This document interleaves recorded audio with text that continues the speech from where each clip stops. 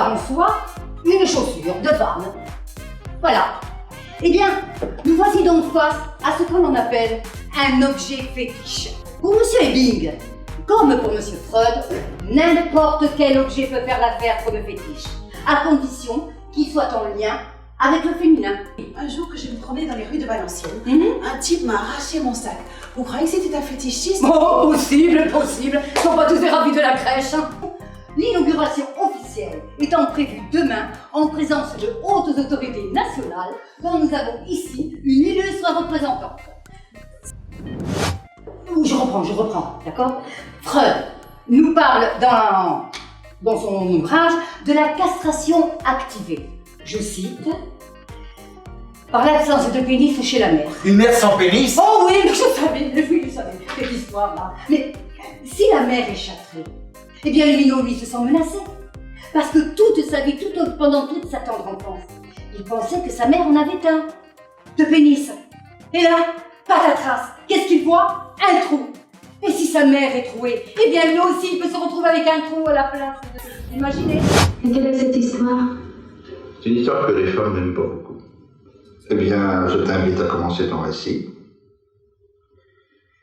Eh bien voilà, c'était autrefois, il y a 8-9 ans de ça. Alors j'en ai parlé à quelqu'un qui habitait avec moi, un garçon qui était un pervers professionnel et qui explorait un petit peu tout ça, qui connaissait un petit peu tous les petits mystères des cafés de Paris. Et il m'a dit, mais oui mon cher, il y a un trou. Tu ne t'es pas trompé, tu n'as pas mal entendu, il y a un trou. Mais ce trou est très mal placé quant à la position qu'il faut prendre pour le voir, et très bien placé quant à ce que tu vois. C'est un trou à ras du sol. Alors j'ai regardé par le trou, et je les voyais par le sexe. Immédiatement par le sexe. Et puis, ça a continué comme ça. Je pensais plus qu'à ça. J'ai l'impression que d'abord il y avait le trou, qu'on a construit le trou d'abord, puis la porte au-dessus, puis qu'on a construit le café. On dit de moi que je suis un pervers. Mais lorsque j'entends cela, je me demande si on me juge ou si on me plaint. Moi je me plains. Et comment feriez-vous à ma place? Vous qui jugez votre sexualité comme normale, donc supérieure à la mienne. Vous qui pensez qu'à chaque fois que je me frappe avec un marteau, je ris. C'est idiot, n'est-ce pas? Je ne jouis pas de la douleur pour la douleur. Je jouis d'être maltraité par une femme, d'être son esclave.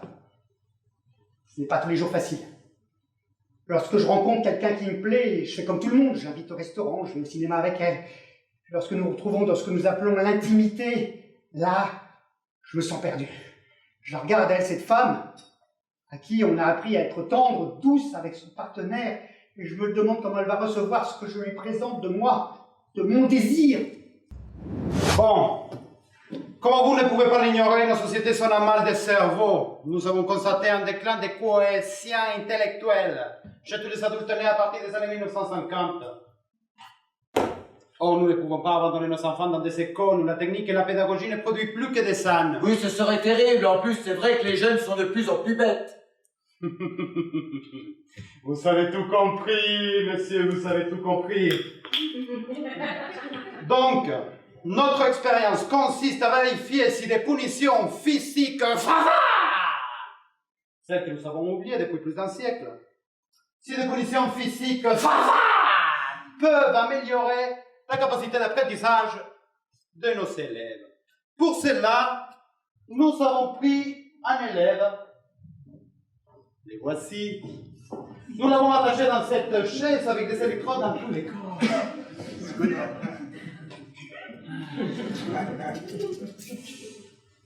Bon, pour cela, je vais faire appel aussi à des personnes expérimentateurs comme vous ici, pour participer de l'expérience. Monsieur, madame, quelqu'un d'autre, madame, s'il vous plaît. Veuillez me rejoindre, s'il vous plaît. Vous allez constater que nous ne trichons pas avec la science. Bon, pour finir, je vous explique que je serai en dehors de la pièce et j'activerai la manette toutes les fois que vous me l'ordonnerez, avec une façon ferme et polie pour les faire.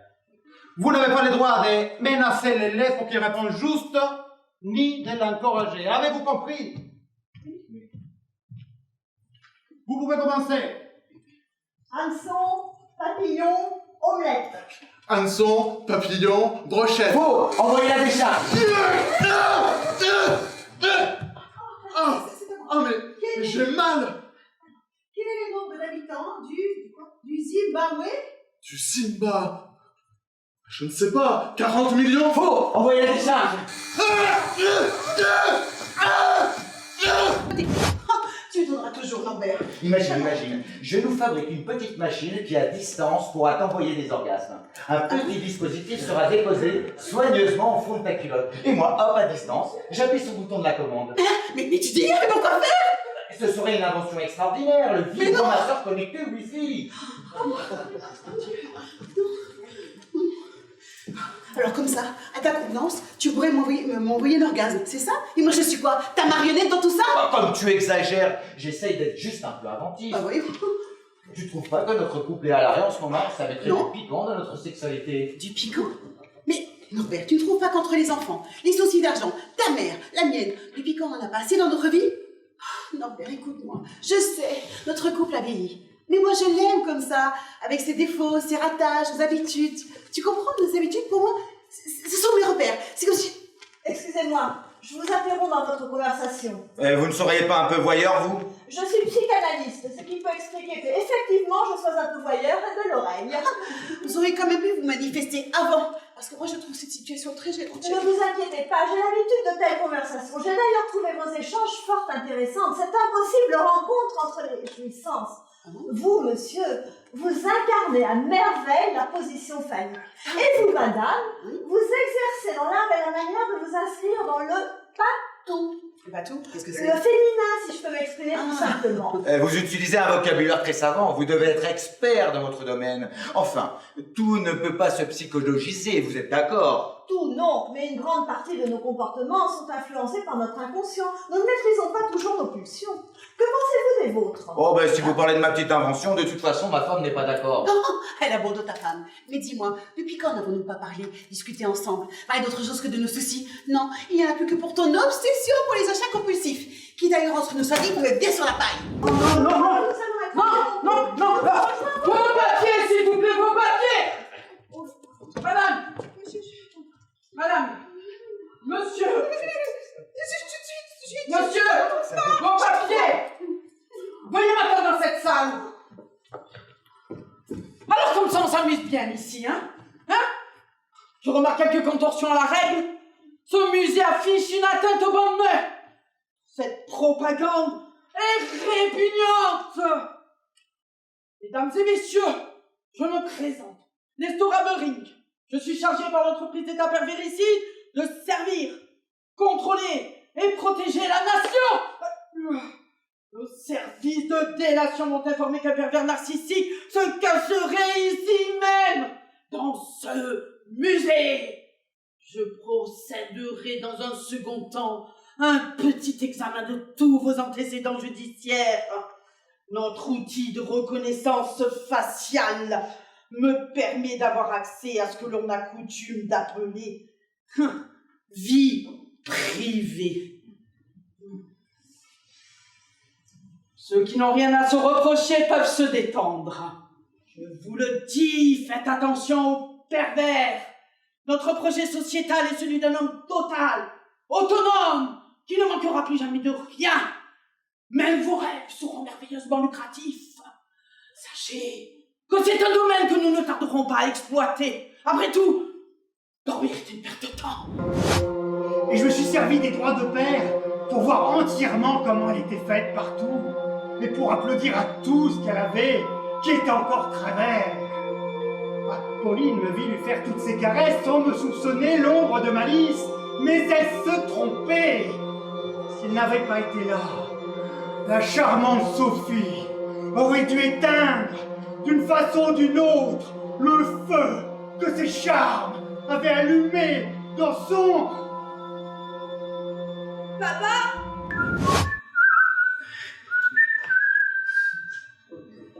Un soir de demi-brume allant, Un voyou qui ressemblait à mon amour vint à ma rencontre. Et le regard qu'il me jeta me fit baisser les yeux de honte. Je suivis ce mauvais garçon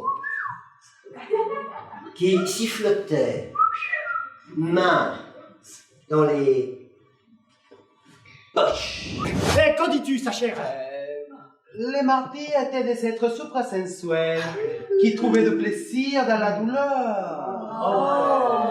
Et qui cherchaient dans des horribles tourments, même jusqu'à la mort, comme des autres cherchaient la gloire. C'est profond. C'est profond. Je vis un ange auprès de moi. À gauche, en forme corporelle. Ce qui n'est donné qu'exceptionnellement. Il n'était pas grand, mais petit et très beau. À son visage enflammé, il paraissait être des plus élevés parmi ceux qui semblent tout embrasés d'amour. Il portait dans ses mains un long dard en or, dans la pointe en fer, portait, je crois, un peu de feu. Il semblait qu'il le plongeait plusieurs fois dans mon cœur et l'enfonçait jusqu'aux entrailles.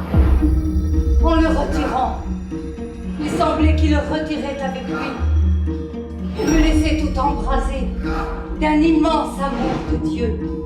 À ton odeur rose-marine, tout le visage est taclé.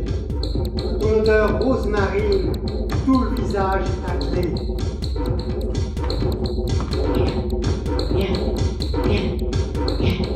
J'ai fait provoquer un vacarme qu'on comprendra plus rien.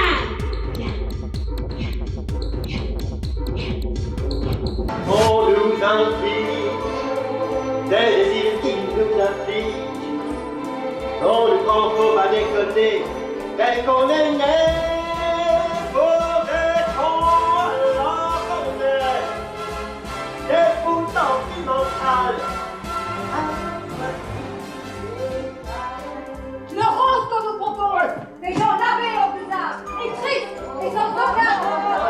On nous afflige, des désirs qui nous affligent. On nous plaint à suiveur, on nous solitaire, on nous fait caractère d'avoir des quantités de choses qui donnent envie d'autre chose. Garde à toi, et si tu m'aimes, prends garde à moi. J'ai gardé mon bouquet, et s'il le faut, je vais change-moi.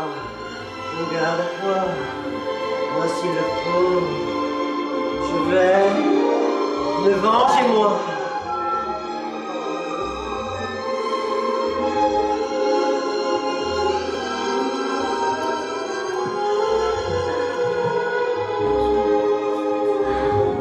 Je me souviens avoir éprouvé une horreur qui n'était que du ravissement à ses lectures. Il souffrait les pires tourments avec une sorte de joie. Jeté dans la poix bouillante, livré aux bêtes féroces ou cloué sur la croix, je continuais de lire avec une véritable avidité des récits dans lesquels étaient dépeintes les cruautés les plus effroyables.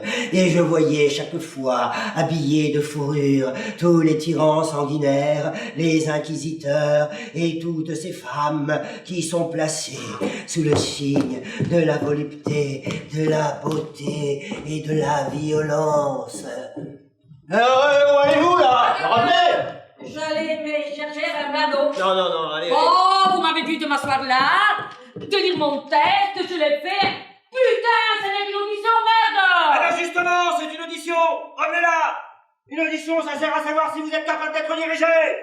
Comment pouvez-vous jouer Vanda aussi bien et être aussi calme à son sujet?